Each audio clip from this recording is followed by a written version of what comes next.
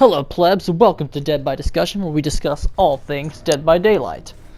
Okay, so today's topic is just going to be going over 2019 in review for Dead by Daylight. This is my first year with the game. I started playing on Christmas, so I've been playing almost a year at this point. The highest rank I've been to is 7. So in a year, in just 1 year of playing, I've gone from rank 20 to rank 7. So I've seen all levels of the game. Because I'm rank 7, I've played a lot of red ranks. I've played every rank in the game at this point. And so I've gotten a lot of... I've seen the good and the bad and the ugly of this game through this year. As a new player and as somebody that's had their experience built up. So I consider myself pretty knowledgeable at this point in time. So now I'm not going to just start saying leave it to better people than me to analyze stuff, because I feel like I can actually analyze stuff with a positive frequency. So now, looking back, we're going to go over Dead by Daylight 2019. Was it a good year, or was it a bad year for Dead by Daylight? It's very easy. It's very easy. Just from studying the game's history, looking at where we are then to where we are now, like, it's very easy to say what state that the game is in right now. The game is in a fantastic state. Are we done yet? No. Is there still stupid shit in this game? Yes, absolutely. This game is nowhere near done yet. The bugs are still through the roof. Gen rushing is still pretty retarded for survivors. Some of the loops are still really fucking strong. But compared to where we were even 2 years ago, crazy the amount of improvements that have happened in this fucking game. That doesn't mean we've had some bumps and bruises along the way this year.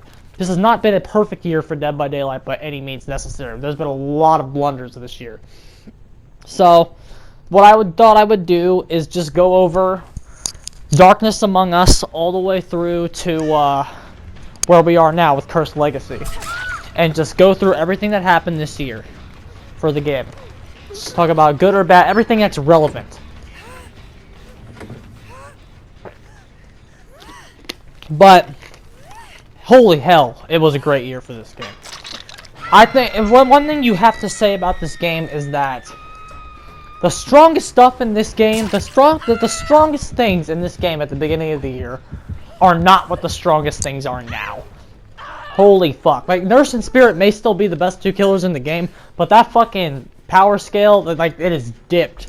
It is dipped tremendously. The best stuff for survivors has also been dipped. We got some map reworks, and we got some planned reworks in the future. The archives. There's just so much that's happened this year. So, where do we start? Well, we start with Darkness Among Us. Darkness Among Us, and of course I'm going to go over just the hot topics of the chapter. So, with Darkness Among Us, easily the hottest topic of the chapter was Legion. And I think it was very evident. Again, Legion's an interesting case. Because Legion, pre-patch Legion, well, I gotta say pre-patch Legion now. But when Legion was first introduced into this game, people thought he sucked. Let's not forget that.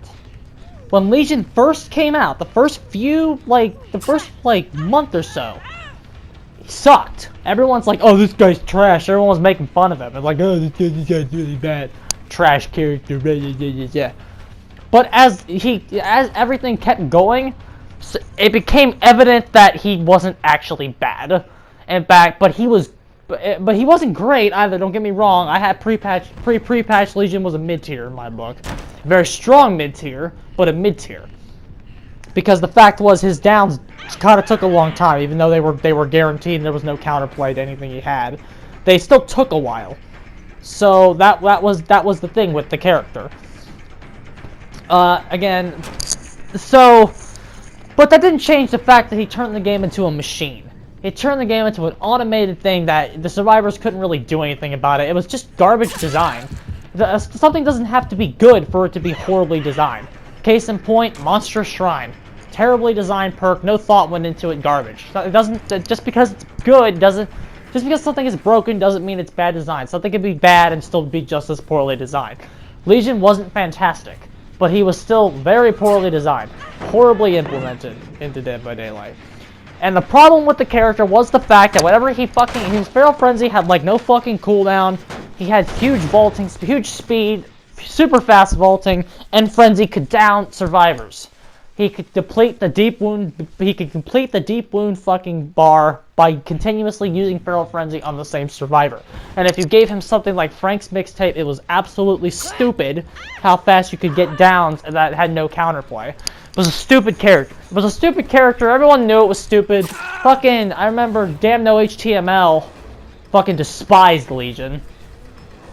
Legion was not a popular boy. I think even True Talent was refusing to play him. Because of how fucking stupid he was. Stupid character, horrible.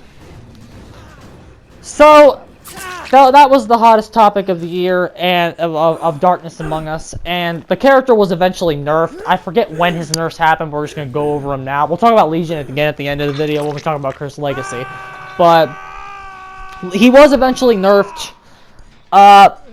I wasn't nerfed the best thing for him. I still argue the best thing for Legion is a rework, and again, I'll go over why in the future, and at the end of this video. But they nerfed him, and when they nerfed him, holy fuck, they nerfed him so fucking hard. They literally nerfed like everything about him. Like, I think they increased the duration of Feral Frenzy, and that was like the only buff he got. They nerfed the speed. They nerfed the vaulting animations. Like, they nerfed everything about the character to an extreme point. They nerfed his add-ons, which again, like, deservingly so in some cases. So like, not all of Legion's nerfs were undeserved, but they definitely hit the character too hard. And the character was like fucking trash when the character was like fucking shit. So when it came to that fucking point. Because of just how hard that they hit him. And so then he quit. He was super bad after that. But the design, the part of him being bad in terms of design was pretty much over. He was just weak after they nerfed the shit out of him. Because he didn't have anything left. He had nothing strong about him except for like, he couldn't get around the map very fast. Like, he had nothing in terms of anything. He even could get looped again because of his slower vaulting speeds on Frenzy, combined with the slower animations, made him actually loopable in his power, which was garbage. And okay, was it scratch marks they took away? It was either scratch marks or blood. It might have been blood, but they took something away that he couldn't actually see anything for tracking purposes. Like, he was just a mess. The old Legion was pre-patch Legion now was super weak, and but again, you can't say it was an undeserved nerf simply because the character was like so problematic for the game, and his base kit was so stupid, and it was actually pretty fucking dumb. So the nerfs were definitely warranted, and it's easy to see why this chapter almost killed the game. It was a very, very negatively received chapter by people, and I played it, and it's easy to see why. And the point is, when you do lazy game design, and you have lazy characters, it shows. Well, they weren't thinking about any of this shit when they released the character. So it's easy to tell when something like that happens. So that's it. That's everything with Legion for now. Again, he was hit too hard on the fix, but at least now he's like kind of functioning as they intended without him like breaking the game anymore. The next thing of relevance that happened this year in Dead by Daylight was the fucking Decisive Strike nerf. I think people forget. In January of this year, Decisive Strike was the best perk in the game. People forget that the Decisive Strike's nerf is not even a year old. This new version of it that we have. The way that the old Decisive Strike got worked, when I started playing, was that the Obsession could like have it, and then they had an automatic one, and then the rest of it worked where if they got to like, I think it was 40% of their wiggle meter on tier 3, then they could get it, which was still problematic, and you still saw it multiple times a game in a lot of situations. I think my luck was a lot better, because I didn't play with it very long, and then when I did, it was in the low ranks, so like not a lot of people had it.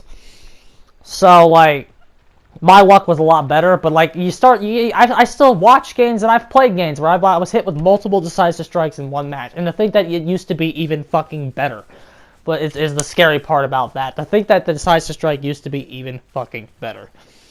So what did they do to it? They gave it a specific function. It only triggers for like a minute after you get off the hook now, so it's an anti-tunneling perk, personal version of borrowed time. It's still good. It's still considered a meta perk by most survivors. So it's just honest now. The way that basically the change that they did to it is if a killer gets hit with the decisive strike, now they 100% deserve it. Actually, that number's a little bit strong. I've been hit by decisive strikes. The tier 3 decisive strike is still pretty stupid. You can still get hit by decisive strike sometimes, even if you don't deserve it. It's rare though. It's very rare. It's a lot rarer now. It can still happen. It's not like completely out of the game. The perk as it is now is fine, in my opinion. I don't think it really needs nerfed. But like, I would give it one more tweak to where it goes away if somebody's been hooked. That's like, I mean, if I'm making the game, that's what I do to it. I just think it still has one problematic thing with it, but it's definitely a lot better. And I'm definitely not complaining. The new decisive strike is much more honest, and that's all I really have to say about that. Not too much not too in depth. There's not too much to say about it really. It was a very good change. I'm sure there were some salty survivors about it, but like all in all, the change was very good, and it made decisive strike actually like a perk that's honest. It can actually like be in the fucking match, so it deserves to be there. Like very good job with that nerf. I thought it was super well done. Next relevant thing of this year would be the plague.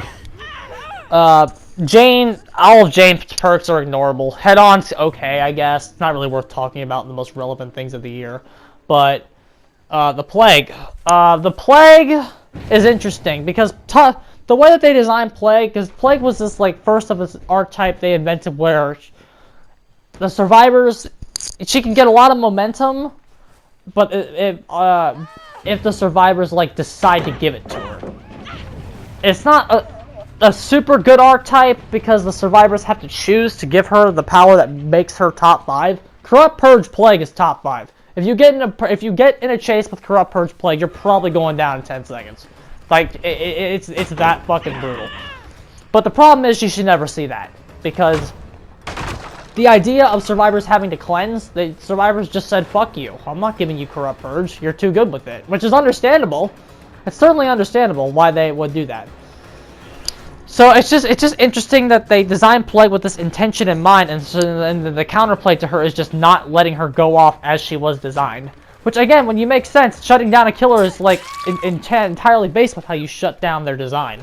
And the way you shut down Plague's design is to not give her Corrupt Purge. But Plague had some neat ideas associated with it. I like how Plague can like puke on shit, and that would like give her like it's not as good as Surveillance because it's not as specific, but she kind of has an in-archetype Surveillance thing with puking on stuff, and she has a super powerful late game. So like Plague is not all bad. There are certain things about Plague that I really actually do like, and I'm always gonna have a soft spot for Plague because she is the first killer that like I bought, like as she was the first one I got to like experience with the community, I guess, because when I got the game, Legion was already in it, so Plague was kind of like my first chapter in a weird way. So I always have a soft spot for Plague, but. Out of Plague, Infectious Fright sees some play on Myers and Oni, and Corrupt Intervention can see some play on Trapper. So Plague's perks, with the exception of Dark Devotion, which again it's kind of a gimmicky perk, but 2 of 3 Plague's perks are seeing play on some characters. So you can't really say that they were useless because some characters are factoring them into their builds. So Plague gave us some decent stuff. That chapter was pretty good. So good on Plague. The next thing that I believe happened was Ash. I think Ash or the Endgame Collapse. I'll go over the endgame collapse first. The endgame collapse, honestly, in my opinion, was a bit more hyped up than it probably deserved. Not a lot to the endgame collapse. The way that they were describing it made it look way more epic than it actually is. It's honestly not that epic. The only thing that came out of it was the fact that killers get to close the hatch. Because hatch standoffs were fucking stupid, and everybody knew that. And even playing with them for like 4 or 5 months, I can tell you how dumb they were. My longest hatch standoff was like 10 or 15 minutes. Dumb. It's dumb. Dumb design. Stupid. Just sitting there. So it's a good thing that the killers have I guess an option to deal with the hatch. It's not like perfect, but it's there, and that's more than you can say about before. So there's that. But you don't really see huge endgame collapse plays. I think Blood Warden is the perk that has the most utility with it.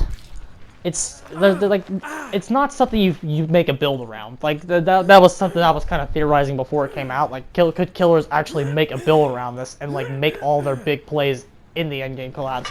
Not really. The opening the exit gate thing doesn't really have a lot of utility. It's mostly just a conceding method. Because there's no situation where a killer would ever want to open the fucking exit gate for the survivors. They're like there's not really any utility in that.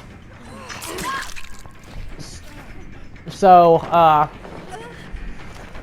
that whole thing was kind of uneventful, and even then, I still don't think it's perfect, because the hatch fucking mechanic is still in the game, and it's still stupid. The fact that whether you get a 4K or not is RNG dependent is, like, absolutely dumb. And I think the way it should happen, True Talent kind of started a method of how the endgame collapse should be changed, at least with the last survivor. I think if the survivors are winning the way it is now, it's fine. Just have 2 minutes to make them get the fuck out. That's fine the way it is now. But in terms of the 1v1, it's a super weak way of dealing with that situation. The way it probably should be is the hatch has got to go. The hatch has got to go. And until we get the hatch out of the fucking game, the end game, especially when killer is winning, is still going to be stupid. Because, like, killers don't like to slug at the end game. I'm telling you. I hate it. Having to slug to get 4Ks is stupid. And the fact that, like, if you want consistent 4Ks, you kind of have to bring Deerstalker into your build. Or else the Claudette that you slug last is going to go hide and you're never going to be able to find her.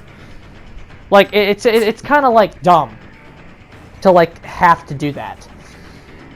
And so, like, the way that True Talent proposed, and I kind of agree with this, is when you hook a survivor, when you hook and kill the third survivor, that should trigger the endgame collapse. Instead of having, like, and then, like, the way it would work is, like, there's no hatch, that you take the hatch out of the game, 2 minutes, the survivor that you have left has 2 minutes to survive you, and you get to, like every 2 seconds you get to see their aura. Or something. Like, make the survivor have to fucking earn those last 2 minutes. Make them have to kite. And then he said something like, the 40% of the pallets, or like, the number of generators you get done times 10, times, yeah, 2, so if you get 2 gens done, 20% of broken pallets on the map will be restored for the endgame collapse. I think that would be certainly better than what we have now. The hatch mechanic has got to go. And that's, of course, some killers are better at the endgame collapse now as it is than others. I think the endgame collapse nerfing the pig was stupid. Because, like, the pig could have because the pig is somebody that actually could have utilized the endgame collapse to make big plays. And they nerfed that aspect of her kit, which sucks. It sucks for her that happened to her. Because the pig is somebody that really could have, like, utilized Blood Warden, the endgame collapse, and her bear traps to, like, really fuck survivors over at the endgame. But it did nothing ever really came of that idea. They just thought it would be too good and nerfed it.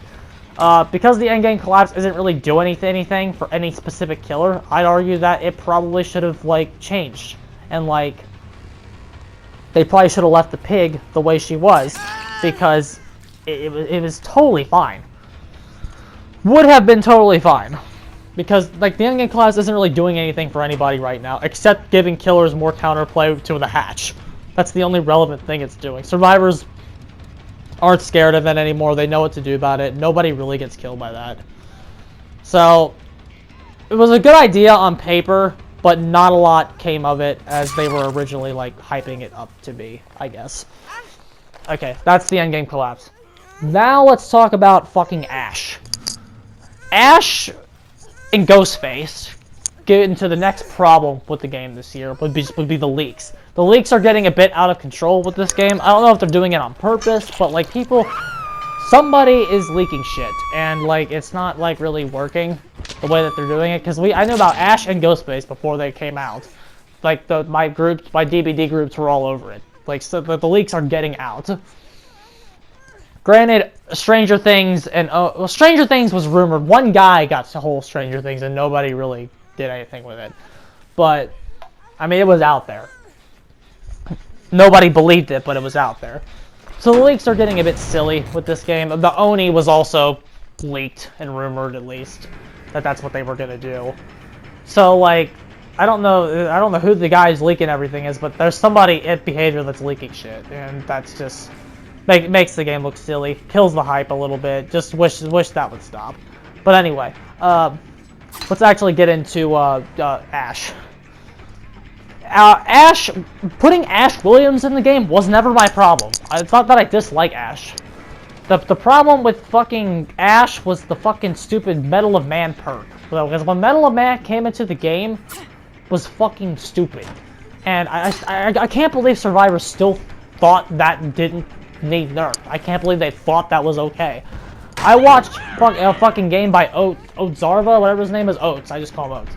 I saw a game yesterday where somebody actually triggered the new Medal of Man, because the Medal of Man was recently buffed, but the protection hits. Somebody triggered it, and it almost fucking won them the game. The fact, it was, I think everybody in the chat was saying it was theoretically possible for them to win that because of the fact that he triggered Medal of Man.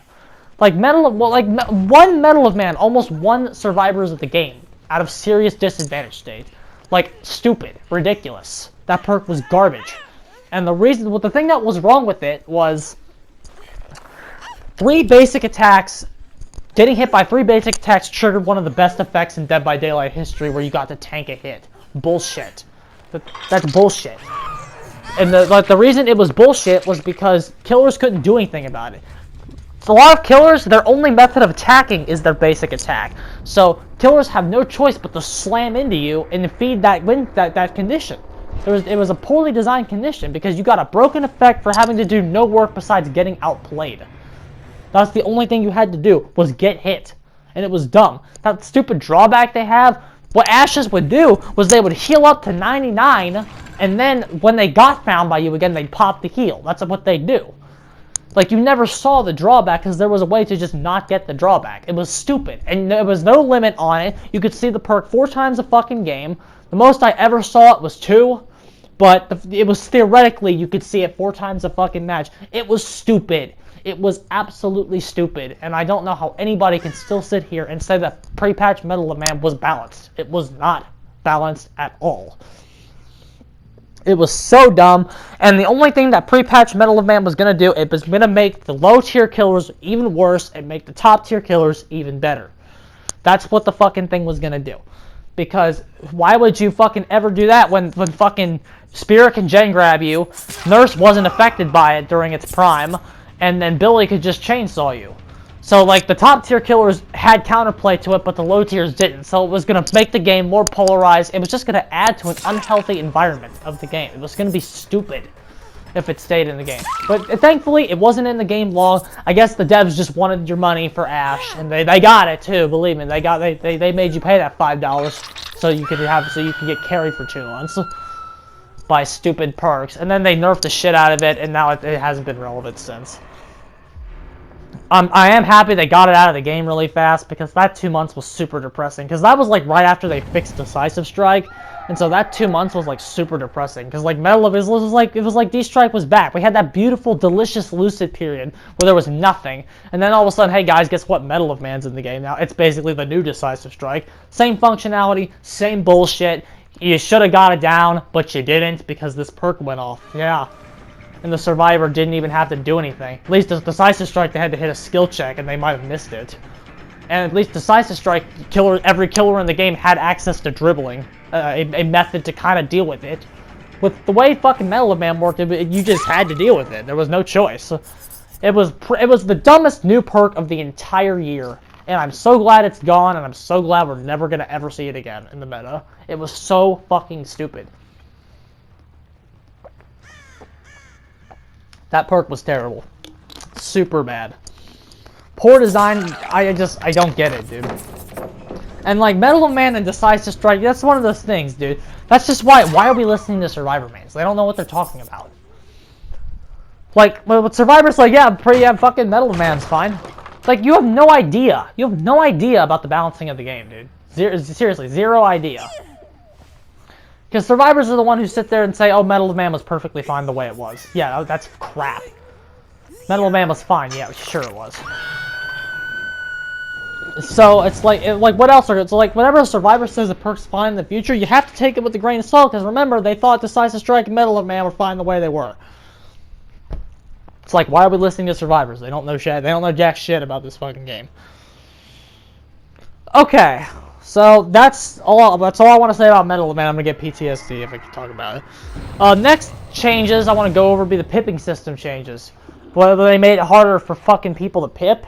That change was ridiculous. That was another bad change this year. They made it harder to pip on both sides. This has led to a lot of, even today, this change with the pipping system is still relevant to this day, because it is still causing infighting between the community about what we fucking analyze. And how do we, like, it was specifically going on with the Wraith right now, which we'll get to the Wraith. He's a big topic. He's the hottest topic in the game right now, actually. But like fucking the way that they changed the pipping system was they basically fucked killers in the ass. Survivors got it pretty bad too. In fact, that Survivors, they actually made it more lenient because it was actually incredibly stupid, I guess. Killers didn't get anything more lenient though. But the way that what they basically did was they made it harder to pip unless you're like dominating the match. Like it has to do with the emblem changes and how they made it harder, but that's not the point. The point is that it is now harder to pip during a match. So you could like the way you used to be able to pip and like the way you pip now, different.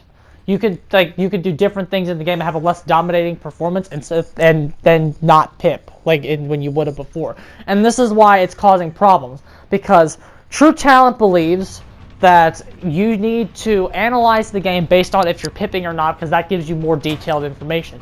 Like, are you chasing people more consistently? Are you more dominant during the match? You have smaller chase times, bigger, and while Oates believes that you should be fucking determining if you're actually winning the game or not. Oates' definition of winning is, are you 4K'ing or not? Well, True's is, how dominant are you? Like getting a crutch no-ed win and not pipping up is not, or slugging everybody once is not as dominant of a victory as being in control of the game the entire time. This is kind of what the debate with Wraith is right now. This is the problem, and the main problem with it is we have a poor ranking system and a poor way of analyzing the game afterwards. Unless you go do all this yourself, there's no like stats. That fucking endgame screen is a joke. There's nothing to analyze there. It's just what perks were you bringing and what did you score. That's it. True, like we need to like be able to analyze chase times. When was the first hit scored? When did the first chase start? Like stuff like that. It's little statistics to like actually fucking help analyze who's patrolling is best. Which killer on average finds the survivor the fastest. How long is the chase after they do that? Stuff like that. So I understand where both people are coming from, True and Oates. I understand where both of them are coming from because Oates is like 4K means you win. Zero survivors escape. You win. While True's method is my performance was dominant. My performance was more dominant because I was actually in control of the game, because evidenced by the fact that I pipped. That's kind of what I don't think anybody said it directly like that, but True definitely understands that pip. And one thing I do agree with True more on is that ranking does matter. Because Oates is like, oh, I fucking beat them. I 4K'd a bunch of rank. I 4K'd a group, and there was like a rank 10 in it. It was like, well, the rank 10 is not as good as the rank 2. Well, so rank does matter in that regards. So like, I just like, it's a weird, it's a complicated topic when we're discussing, because like the pipping system is garbage, and like rank doesn't exactly give you the most honest depiction of your results, because your rank doesn't factor in all the games that you won but you didn't pip, because there's a lot of those. Seriously, there is a lot of those. But but at the same time, rank also shows you who's the best of the best in this game, because who's playing the most, who's winning the most, who's winning in a dominating fashion the most. It shows you that stuff. So the topic is that we just need a new ranking system because the devs went and screwed it up. The old one, I thought, gave us a good indicator. Granted, the old one wasn't perfect, but it's just like, I think the old one was way better than the new one. If it ain't broke, don't fix it. Garbage. It's terrible. So the ranking system definitely needs some improvements in the future in this fucking game, dude. Because the ranking system, again, is causing problems in the community, infighting. Just like people don't know what to analyze in this game, and devs should take it on themselves to actually do that. I know that would cost time and money, but it'd be well worth it, because again, what we have right now is absolute garbage. All right, so there's that. That's the pipping system. All right, next, Ghostface. Ghostface dropped. I believe we're in like June now, June or July. We're definitely in the summer now. Ghostface drops. And holy fuck, dude! Ghostface, that time was another period that was full of drama in this fucking community, because when Ghostface dropped, everybody remembered how bad he was when Ghostface was in the PTB. How survivors would actually just be spinning the camera around as they did generators, because if Ghostface was anywhere near you, he would instantly get exposed. That was a bad time for poor Ghostface. So they buffed him. He came to console, and he was actually fucking good. And I just remember, dude, the crybabies during that time period. Like, Ghostface needs nerfed. Ridiculous. The amount of people that were saying Ghostface needed nerfed was absolutely stupid. It's like, Ghostface can stalk me and insta-down me in a second. That's so OP. First, and it's like, and then of course the devs caved in and nerfed him a little bit. But it's like, I for one, that Ghostface is what got me started with Object of Obsession, and I can clearly tell you that old Ghostface didn't need nerfed. Because holy shit, it was so easy to just fucking beat him if you had Object of Obsession. If you had Object of Obsession, Ghostface was negated and couldn't do jack shit, because Object was even more broken back then than it is now. But Object's still broken right now, by the way. Object is a perk that still needs nerfed. But perk was dumber back then because of how it worked on stealth killers. Ghostface couldn't sneak, he couldn't patrol effectively. If you just had Object, you would beat his fucking ass. It was easy. And like even in today's age, like the power that what survivors were complaining about that actually got nerfed, being the stalking, and like the ability to break him out is still like his best power, and the fact he doesn't have a terror radius. But good Ghostfaces don't stalk anymore. Stalking with Ghostface is so June. Seriously. If you stalk with Ghostface, you might as well just play Myers, because he's worse Myers if you do that. Ghostface is only better than Myers if you adapt True Talent's playstyle and don't stalk. He's only better than Myers if you fucking sneak around the map using your 0 terror radius, which is good enough to be a killer power, as Ghostface is proving. Ghostface is proving that being a killer with 0 terror radius is good enough by itself to where you don't need an additional power. Because the first hit is pretty much guaranteed, and then you can call them out with Nurse's Calling later to get the actual down. Catch them when they're out position, outflank them. Don't run these loops. The loops are too good. If the loops are too good and the devs aren't going to nerf them, you got to outposition people. That's the way you fucking win this game now. Oh, my cat. Ow, Harley. Boop. So, like, that's what the meta is becoming now. And so, like, it's funny to me that we don't even use Ghostface the way that he was actually intended. Again, why are we listening to survivors? Survivors actually don't know what they're talking about. You give Ghostface 2 months, well, not really. That started kind of back in October, August. You gave killers 2 months and they actually don't even play the character the way that he was intended to be played. because the way that the devs intended for us to play him is actually like stupid. It's dumb. It was dumb, bruh. Seriously. The way True plays Ghostface is so much more efficient than the way the devs intended for you to play him, and the way that the survivors were saying was too good. Survivor mains know nothing about playing Killer, because they don't do it. Most player base, people forget that most of the player base in this game doesn't play Killer. Playing Killer is not something everybody can do. Playing Killer is hard, takes a lot of work and a lot of skill to actually get good at. And even then, I'm rank 7. I played a 4-man SWF the other day and I got my fucking ass kicked on the Switch version. It's like, you can fucking be good at Killer and then still be miles away from other survivors. I've been working with Killer for a whole year. Those people made me look so bad. It's like, it's crazy how bad they can make you look. Like top level survivors. They made me look like a rank 13 Killer. And it's not even that I played bad. They were all red ranks and I got like 4 or 5 downs, but the generators just got done so quick and my totems got wrecked so quick. It's crazy. To me that they can make you look that bad. I find that interesting. With this game, with the dynamic in just. I mean, top-level survivors probably know a lot more about playing Killer than the low-level survivors, who I feel like we're listening to because they make up a majority of the player base. And that's another question I have with this game moving forward. Who are we going to keep balancing this game for in the future? Because that's where we're going to talk about the nurse and the spirit nurse coming up. But before we get there, we gotta get Freddy first. The Freddy rework was the next thing that happened after Ghostface. The Freddy rework was a blessing. Really added new life to the fucking Killer. He went from legit the worst Killer in the game to like the best licensed Killer in the game. Maybe. It's Freddy versus Ghostface for who that is. I think it's Ghostface. But seriously, Freddy Krueger right now is really fucking good. And they added teleportation into his base kit, which is the first time they ever did that, where a Killer could actually adequately teleport to patrol the map. It's an efficient concept and it's actually working. The fact that Freddy has teleportation means he gets like huge use of barbecue and chili, probably actually better than Hillbilly at this point, because so where are survivors mostly going to be? On generators, so after you hook somebody, it's a free teleport right to your next guy if you have barbecue and chili. Freddy is crazy good. The snares, everyone likes the pallets, dude. I like the snares. The snares are like, you can't loot me, you can't loot me, you can't loot me, you can't loot me. I just remember just at jungle gyms, spam, spam, spam, spam until they decide I can't loot this anymore. There's snares everywhere. I think snares are underrated as fuck.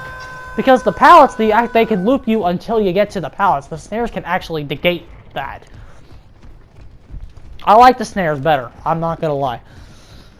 But Freddy's nerf, he had some really strong add-ons that, again, even though they say they weren't going to nerf him in a live stream back when he came out, he was just nerfed. They thought we forgot. They thought I forgot. I didn't forget. They said they weren't going to nerf Freddy, and they did. So, yeah, it shows you that nothing lasts. That's what that shows you. Even if it also shows you that the devs' words mean nothing. If the devs say they're not going to do something or they're going to do something, just don't even take it with, like, the fattest grain of salt ever. In fact, if they say they're not going to do something, expect them to do it.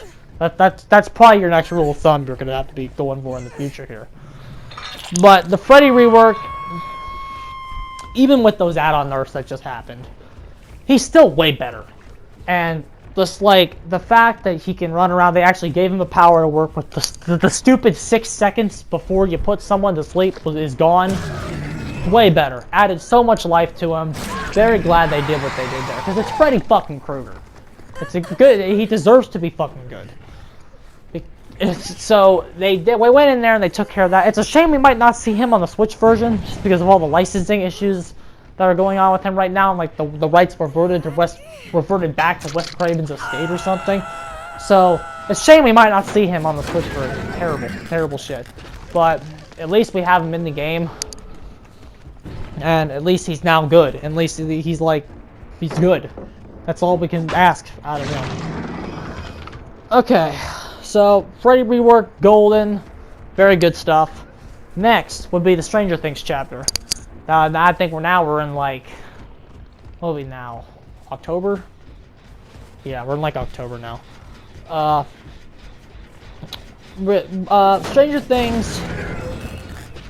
it was leaked, but like nobody like cared because nobody like bought it. But the Stranger Things license I think is good, and I said this in my early analysis, so I'll say it again here. The Stranger Things license is good because it keeps the game relevant, and it's good to get modern horror in the game as well, because all the other DLCs, all the other licenses, have been horror icons of the past, like Myers and Leatherface and Ghostface.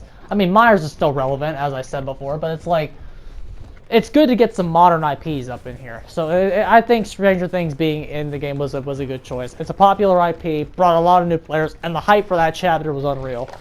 As opposed to Oni, who's like dead and nobody cared. Like, seriously. Everyone, like, people that didn't even play Dead by Daylight knew that Stranger Things was coming to it. And nobody gives two fucks about Oni. So, like, if people don't think licenses are good for the game, like, that's why licenses are good for the game. Because everybody, it gets buzz. Buzz was generated because of that. Nobody gave two shits about the Oni. For real.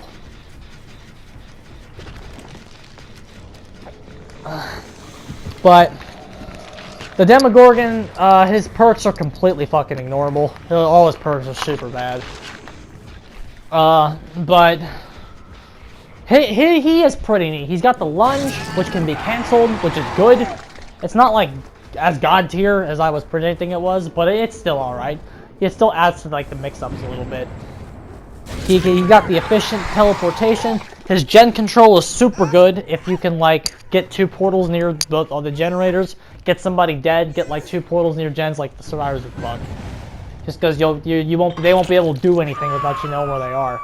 See, he's a character like he kind of struggles at the beginning, but as soon as he gets momentum, dude, he can be crazy good. It's super hard to stop. He's kind of slow. Again, he's kind of slow to get going, but once he gets going, there's no stopping him. He's not like a traditional snowball character. He's not as bad as like Identity 5's Feaster, for example. He's not that slow. If you get downs and get momentum, he can easily get started. Whereas Feaster has to do a lot to make him unbeatable. I wish Feaster would get buffed, actually, but that's a video for a different day. But so you got that, and then you got the only other relevant thing from Stranger Things chapter I would say is inner strength. Out of the 6 perks we got for survivors, only one of them is good. Inner strength, one of Nancy's perks. The inner strength, again, I believe comes unbelievably close to being broken. It's technically, according to my scale, it's balanced, but like barely. Like cleansing a totem, 8-second heal at a locker. Like that's I still don't know why the community thinks that's a meme. It could save you so much time because cleansing totems is something that should be happening in a match anyway. That should be done every single game. So why is this a meme? I'm confused by that. I've always been confused by that. It's not a meme. It's good. It can save you like 24 seconds. 32 seconds self-care, is that right? It's 8 seconds. That's like 24 seconds it can save you. And if you get it multiple times a game, you could save like 24, 48, what's next, 72? If you get inner strength off 3 games, which my girlfriend has done, it's like 72 seconds is a fucking minute, people. It's fucking crazy how much time that can save you if you keep stacking them. It's not that difficult to do. Because like, how many times do you fucking see a totem? How many times do you cleanse a totem? I've cleansed multiple totems in games before. I remember one game I cleansed all 5. They're not exactly hard to find, except if the killer has ruin, and you're playing Survivor, then it's fucking impossible. But if you're the killer, it goes away in 10 seconds. That's how that works, if you didn't know. If you're playing Survivor, nobody will find it, and if you fucking play killer, it's gonna be gone in 10 seconds. That's always how that works. And so, next, we're going to talk about the fucking nerfs. Because this is when the year kind of slows down in terms of being good. The nerfs and the Spirit were nerfed. Like, back to back in a span of a month of each other. Which I thought was super fucking stupid. I thought, okay, Spirit got nerfed. A lot of Spirit's add-ons were nerfed, and they nerfed gen grabbing. Like, you can't make contact with survivors anymore, which I thought is dumb. Just like, if you win the mind game, you'll see him. But it's like, you could argue that if she wins the mind game anyway, then that's a conversation for another day. I thought Nurse was hit a little too hard. Omega Blink Nurse deserved to be nerfed, so because that undisputedly beat Survivors. There was actually nothing they could do about it. So unless they had 4-man comm, 4-man comm goes even with Omega Blink Nurse. If you didn't know, lads. And so like both of our top tier killers were nerfed back to back, which really sucked. But they're still the best two in the game. They just got their most powerful forms got taken down a little bit. So they didn't go down on the tier list, but they went down from double S tier. Make that what you will. I've never been that great with either one of them. But the insta heals were what we got in exchange. They got rid of insta heals, which again, Survivors and bitching, but instantly healing 2 health states was kind of stupid, people. Just so we know about that. Instantly healing 2 health states was kind of dumb. So I'm glad those are gone. Very good there. Get those out of the fucking game. In terms of like the design, the insta-heal nurse were good. Nurse, I thought, was hit with a lazy nerf, in that they gave her power a cooldown. I thought that was such a dumb way to fix it. But just giving it a cooldown, I didn't even think base kit nurse was like strong enough to warrant a cooldown on her power. So I thought they took a really lazy approach to doing that, and it shows that behavior is uneducated too. Like base nurse could be dominated by Survivors. And Spirit, okay, they took gen grabbing, whatever. Spirit's still amazing in the 1v1s. It's whatever there. And then, ending out the year, we got the Oni chapter. And the Oni introduced problems with Legion again, as I'm sure we're all aware. The perk Nemesis and the fact that Deep Wounds worked off the terror radius, it introduced the Oblivious status effect onto more perks, which meant Legions could be a problem again by fucking making that deep wound timer go down. We had this fucking issue way back at the beginning of the year, and we had it at the end of the year. Thankfully, Behavior didn't let it get into the main game, because they fixed deep wounds again, so that it will never deplete if you're sprinting.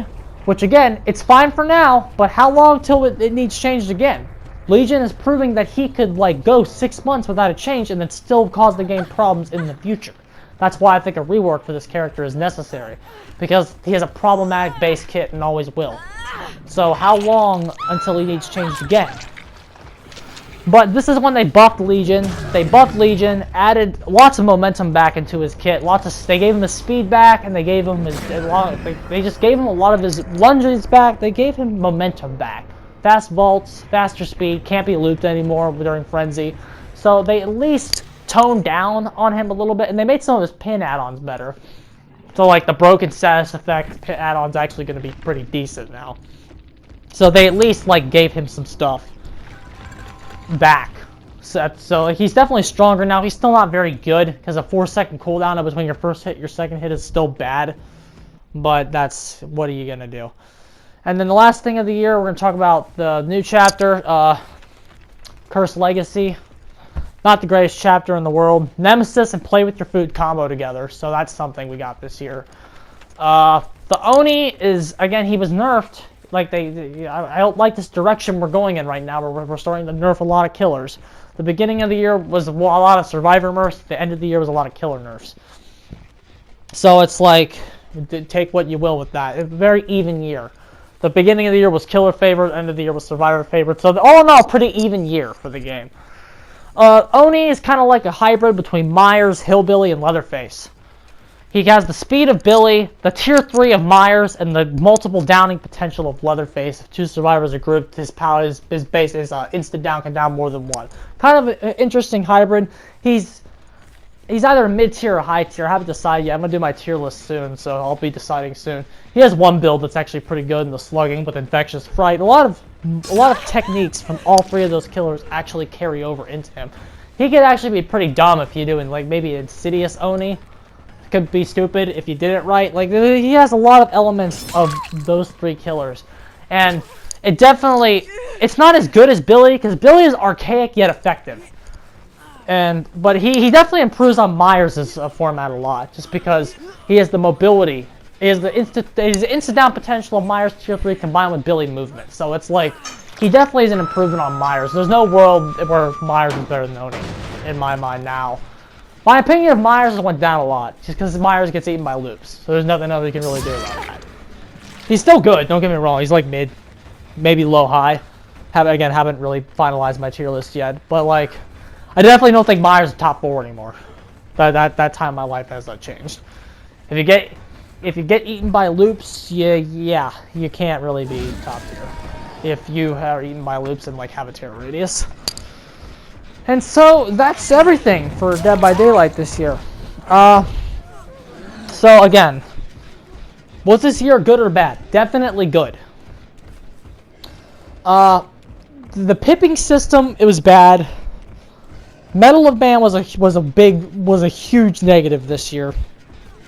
But the biggest negative this year was the pipping system and the fact that it's causing us bad issues. Because going forward in this game, like we need to talk about how we evaluate stuff. Because the Wraith is causing a huge bit of controversy right now. Was like, is the Wraith top tier? That's because True Talent has applied the way he plays Ghostface to the Wraith, and the Wraith is now exceptionally better than he was at the beginning of this year. Wraith and Freddy are the most improved killers of the year in terms of their position on the tier list. Wraith is fucking at least high tier now, and then Freddy's high tier now too. So it's like, it's crazy how well we improved those two. But like, I'm kind of worried going into 2020 because what's left? Survivors are going to start bitching about more stuff. So it's like, what do we nerf next? I think the Natophobia is going to get nerfed next year. I think Ghostface and the Wraith will both be nerfed next year. I just think if you want to find out what's going to get nerfed next, just watch what True Talent's doing. Like, seriously. He invented the gen grabbing spirit build that got nerfed recently. So it's like, what's going to get nerfed? Just check to see what True's doing, because True keeps giving the community gold and behavior takes it away. That's what we're going in right now. And so I hope that they tone back these killer nerfs, because killers are getting a lot of nerfs. Like, they nerfed like 4 killers in the past 2 months. They nerfed Oni, they nerfed Spirit, they nerfed Nurse, they nerfed Freddy. And so I don't really like that. I'm kind of worried where we're going in 2020. Just like, what's going to get nerfed next, what's going to get buffed next, what the next balance change is going to be. It's interesting to see where the game is going to go. But it's like, I'm cautiously optimistic because, again, if the game is better, if the game is as better next year at this time as it was this year, we're going to keep moving in a really good direction. Because there was a different game at the beginning of this year with Decisive Strike and Legion and all of this poorly designed shit that has been weeded out. Like the insta-heal. Like, so many bad design choices are not in the game anymore. In terms of balance, this was a great year for the game. We still have work to do. I don't think it's even yet. I think survivors are still favored to win a match. And I hope that in the next few years that it's gonna go down to even. I think a few maps need to get reworked. Haddonfield's already getting reworked. That's gonna be good. The Bad Ham Preschool, I didn't even talk about that. The Bad Ham Preschool rework was good as well. Maybe a little too many for my liking. 5 was a bit extreme, but still, like, behavior seems to be aware of the bullshit. I think that's what they're trying to weed out now. A lot of bullshit, but I think we have a disagreement on what bullshit is. I'll say if I'm behavior, the first thing I change is the pipping system. I think the pipping system is complete garbage. I think the game right now is in a good enough state in terms of balance that we can actually leave balancing alone for a few months. Dare I say? I mean, seriously. The stuff that killers had to deal with before is nowhere near as bad as it is now. So if behavior wants to leave balancing alone for a little bit and take on other issues like the bugs, holy shit, the bugs. The Switch version is like on borderline unplayable right now because of the bugs. Focus on dedicated servers. Focus on weeding some of these bugs out. But we can leave balance alone. Focus on the archives. Focus on making rank matter more. And if I didn't say the pipping system, I'm gonna say that now. I don't even remember what I said. But like, there's so much other stuff they could potentially tackle.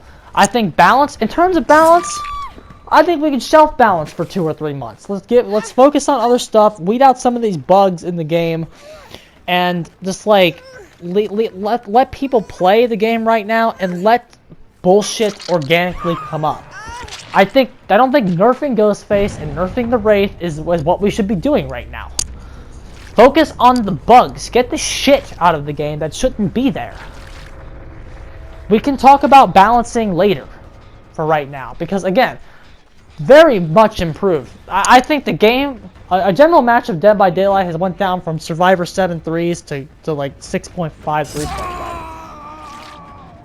like I think I think we actually went up that much, and maybe even to 6.4 on certain matchups and certain maps, and even some maps like Coal Tower and Shelter Woods. Killers don't really have a hard time with those maps. So like again, very good state of the game. So if we keep going in this direction and we keep improving at the rate we are, we're looking really good. However, if we use the last 2 months as a formula and that's how we're going to move working forward, I'm not that impressed. And I think if we keep using the last few months as a formula for what we're doing going forward, I think the game will be worse in the next few months. Because a lot of nerfs have happened to killers that didn't really deserve it. I don't think Freddy didn't need to be nerfed the way that he did. The way you should have nerfed Freddy was to make those add-ons not stack, instead of just taking them from him. The fucking thing people were doing was stacking them, and that's what was probably stupid.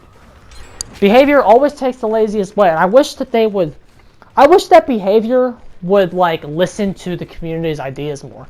Seriously, Behavior should pay True Talent to like fucking test shit and give his opinion on it. And I hope that in terms of balancing, we start balancing at least for purple, at least. Because this balancing for mediocre players has got to go. I understand they're the biggest player base, so it makes sense from a business aspect, but it's like, the fucking high-level players shouldn't just continuously get cucked. You gave balance changes for people that don't really know how to play. Okay, great. You nerfed Freddy a little bit, because it was too good. But now let's give the high-level people some balancing. I'm excited that the Doctor is getting his rework. That was finally leaked. Hasn't been confirmed, but it's been leaked. So I'm happy that that shit's finally out there. I'd like to see a Clown buff or two next year. I hope we get that. Clown is very one-dimensional right now. I hope they give him. So I hope they give Clown a little love next year. And then who else I hope we see? I hope Pig gets some stuff next year. Pig needs a few buffs, dude. Oh, I hope Leatherface gets something too next year. An idea I had for Leatherface was that instead of like this, you do this just for Leatherface, not Billy. Instead of letting Leatherface down multiple survivors with his chainsaw, what it should do, it should kind of be like Feral Frenzy, where you can hit one and then, I don't want to say Killer Instinct goes off, but it's like you hit one survivor and then it like refills the chainsaw gauge. And it would work on pallets too. That way, if you hit a pallet, like hear me out here, Leatherface hits a pallet with a chainsaw, or he hits a survivor with a chainsaw, and that grants him a speed boost, and then he can catch back up to some survivor that like dropped the pallet. Like he drops the pallet. I don't know how you do this, because like most survivors are just gonna gain distance if you try to do that. But like you think about it, it's like if you're right behind a survivor and they drop a pallet on you, like it wouldn't be like the most broken thing in the world. It'd be situational still. But like if a survivor drops the pallet, you whack it with your chainsaw, you get a speed boost, and then your gauge refills. You go after them instant down. I think that'd be a nice quality of life buff for Leatherface. It would give him more with the loops than nothing that he has right now, because he's got nothing right now. But again, I digress. In terms of balancing, I think we should just let the game sit for a little bit. I really do. I think we have improved so much this year that it's just let the game sit, don't touch it. We'll worry about balancing when the next killer comes out. Work on the bugs. Work on the stupid shit. Make the archives mean more. Just like make rank mean more. Rank rewards. Just like implement tiny stuff like that. I think that's where the game needs to be going right now.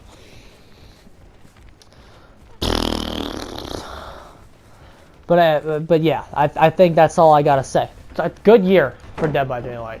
No doubt about it. GG's, devs. No, not really. Got a lot of work to do, but like this hasn't been the worst year for Dead by Daylight. Nothing will ever beat 2016, dude.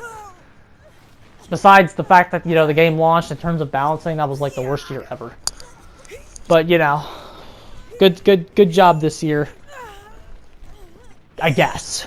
Please fix the issues though, because the stuff that's bad is really bad. And just please get it out of the game, please.